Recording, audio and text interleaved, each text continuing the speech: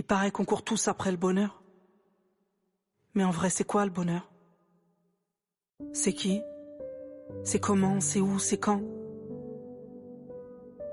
On m'a dit que je le trouverais dans la richesse. Je l'ai eu, la richesse.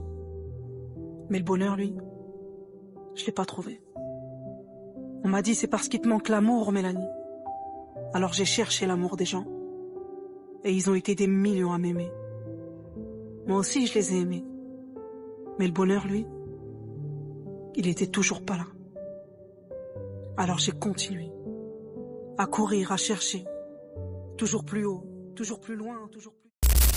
On nous a menti sur le bonheur. Pas par malveillance, mais par ignorance. Depuis l'enfance, on nous a appris à croire que le bonheur arriverait plus tard, quand on aura réussi, quand on sera aimé, quand on aura assez. Et cette promesse a créé une génération entière de personnes fatiguées. Fatiguées d'attendre une vie qui ne commence jamais vraiment. La vérité, c'est que le bonheur n'est pas un événement.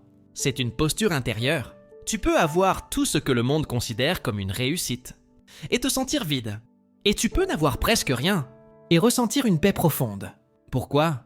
Parce que le bonheur n'est pas lié à ce que tu possèdes, mais à la relation que tu entretiens avec toi-même et avec la réalité. Les philosophes anciens l'avaient compris. Épicure disait que le bonheur ne venait pas de l'abondance, mais de la capacité à se contenter. Les stoïciens allaient encore plus loin. Ils affirmaient que la liberté intérieure est la plus haute forme de bonheur. Psychologiquement, l'être humain souffre surtout d'une chose. Il confond désir et besoin. Le désir n'a pas de fin. Il se déplace. Tu atteins un objectif et ton esprit en crée immédiatement un autre. Si ton bonheur dépend de ce que tu n'as pas encore, alors tu es condamné à l'insatisfaction permanente. Créer le bonheur commence par une rupture radicale. Arrêtez de négocier avec le futur. Le futur est une projection. Le passé est une mémoire déformée. La seule chose réelle, c'est maintenant. Mais l'instant présent fait peur, parce qu'il te met face à toi-même, sans distraction, sans promesse. Beaucoup de gens préfèrent l'angoisse de demain au silence d'aujourd'hui. Le bonheur demande du courage. Le courage de regarder sa vie sans filtre, sans mensonge, sans comparaison. La comparaison est l'un des plus grands ennemis du bonheur. Dès que tu compares ta trajectoire à celle des autres, tu abandonnes ton propre chemin. Tu vis une vie qui n'est pas la tienne. Psychologiquement, cela crée un conflit interne permanent. Tu es ici, mais tu crois que tu devrais être ailleurs. Ce conflit épuise l'âme. Créer le bonheur, c'est réconcilier ce que tu es avec là où tu es. Pas pour t'endormir, mais pour construire à partir de la réalité, pas d'une illusion. La philosophie existentielle nous l'a appris.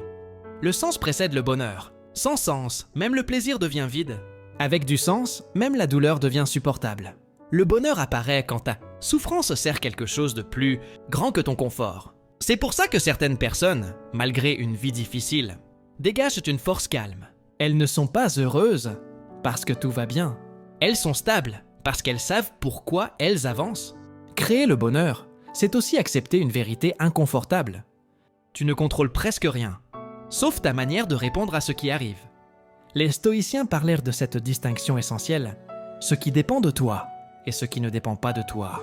La majorité de notre souffrance vient du fait que nous voulons contrôler ce qui nous échappe.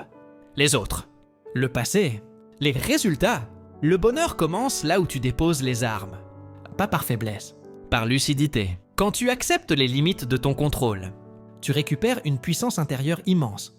Psychologiquement, c'est ce qu'on appelle la régulation émotionnelle. Philosophiquement, c'est la sagesse. Mais le bonheur n'est pas un état permanent.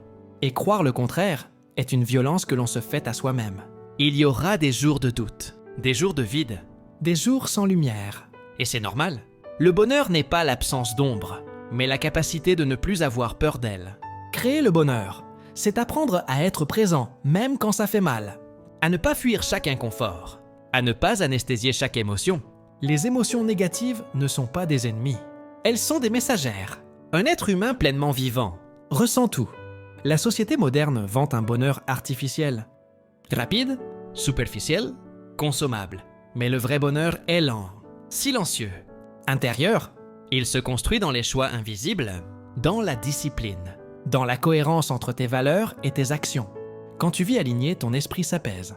Et un esprit apaisé n'a pas besoin de prouver qu'il est heureux. Le bonheur, au fond, c'est arrêter de se battre contre la vie, sans jamais cesser de se battre pour ce qui a du sens.